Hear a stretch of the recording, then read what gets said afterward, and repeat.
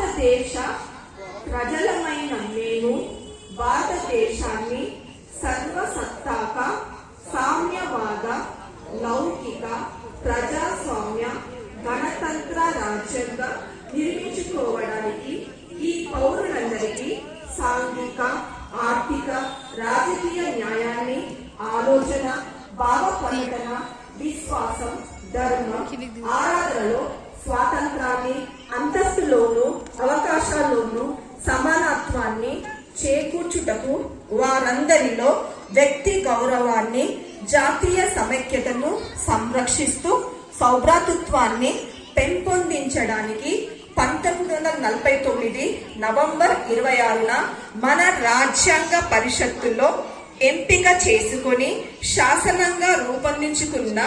ఈ రాజ్యాంగాన్ని మాకు మేమే సమర్పించుకుంటున్నాము.